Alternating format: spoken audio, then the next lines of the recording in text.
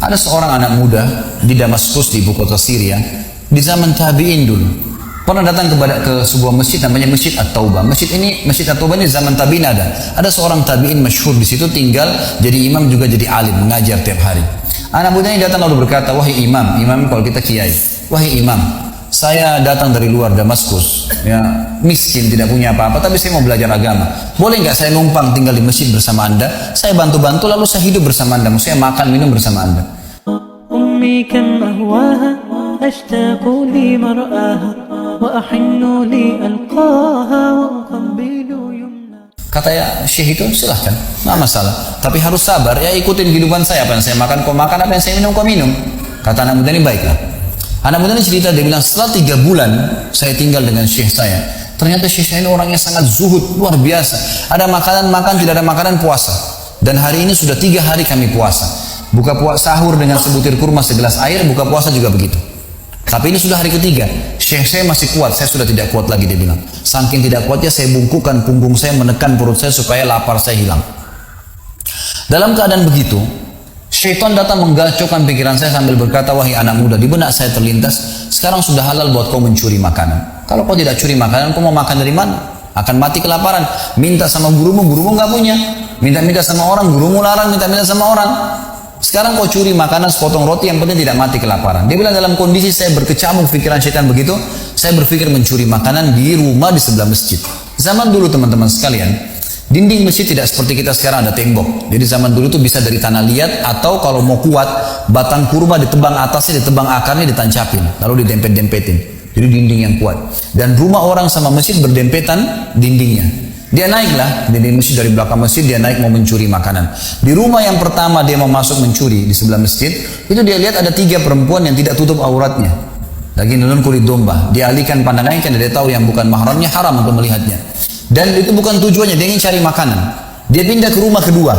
Waktu dia pindah ke rumah kedua, dia lihat dari atas rumah kena pakai pelapa-pelapa kurma, jadi kelihatan nggak ada orang, tapi ada bau masakan. Kena laparnya dia turun ke dalam, dia masuk ke dapur, ditemukan ada panci yang lagi dipakai masak dengan kayu bakar. Di dalamnya ada, waktu dia buka, air yang sedang direbus 2 buah terong yang sudah matang. Karena lapar sekali, diambil sama dia terong 1 lalu digigit. Sementara dia kunyah teman-teman sekalian, dia bilang, dia ceritakan nantinya, waktu saya sebentar kunyah dan sangat lapar, saya sudah buru-buru ingin menelannya, tapi tiba-tiba muncul ketakwaan saya pada Allah.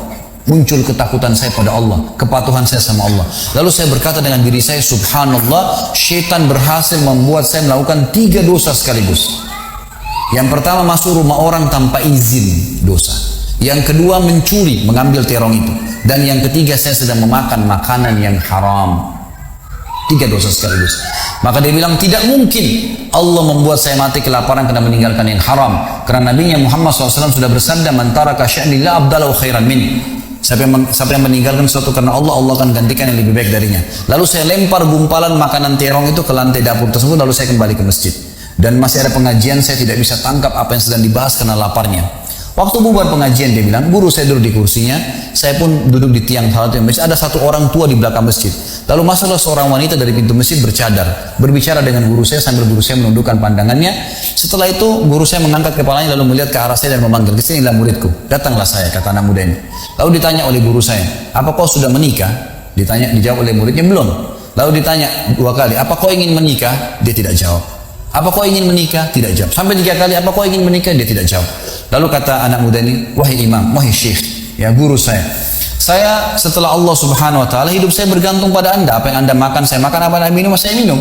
Sekarang sudah 3 hari kita punya makanan dan minuman, puasa. Dan saya sangat lapar. Kalau saya nikah, saya mau beri makan dari mana istri saya?" Lalu kata syekhnya, "Ini perempuan di sebelah saya yang bercadar, baru selesai masa iddah meninggal suaminya, 4 bulan 10 hari. Dan dia ditinggalkan harta yang cukup, dia masih muda, dia takut fitnah. Dia ingin saya carikan jodoh, saya anggap kamu cocok. Kamu mau?" Dia bilang iya. Tanya perempuan, "Kamu mau?" Dia bilang iya. Syekhnya keluarin kendi dari kamar, dikasihkan jadi mahar, panggil walinya perempuan, panggil 2 saksi, kalimat akad, selesai. Hitungan menit nih.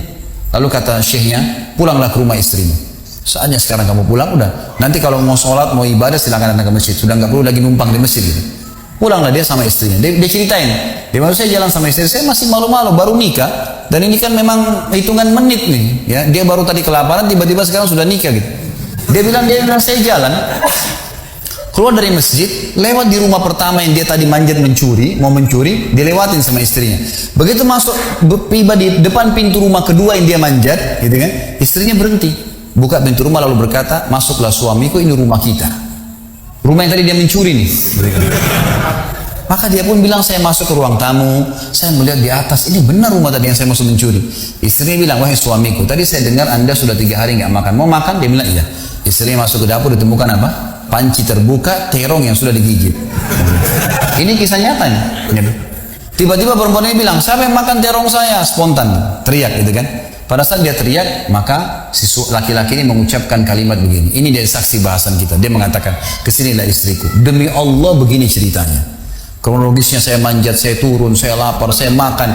Dan demi Allah sebelum saya telan, karena saya takut sama Allah, saya lempar ke dapur, ke lantai dapurmu dan belum kering tuh. Gitu kan. Maka perempuan ini mengucapkan kalimat, saya berharap semua muslimah di belakang sana juga punya iman seperti ini. Kata para ulama, ucapan wanita ini perlu diukir dengan ukiran emas karena menandakan iman yang luar biasa. Kata dia, wahai suamiku, engkau meninggalkan segumpal makanan haram. Allah jadikan makanan itu, pancinya, rumahnya, pemilik rumahnya jadi milikmu sekarang. Allah bukan hanya hilangkan laparnya, makanannya dikasih, pancinya, rumahnya, pemilik rumahnya sekarang jadi milik dia. Orang yang bertakwa kepada Allah diberikan jalan keluar, teman-teman sekalian. Jadi bertakwalah sama Allah, hanya patuh dan tunduk kepadanya. Semua yang baik di mata Allah, semua yang buruk juga di mata Allah SWT. Dan jangan pedulikan urusan dunia ini, jalankan sesuai dengan apa yang Allah SWT inginkan. Allahu a'lam.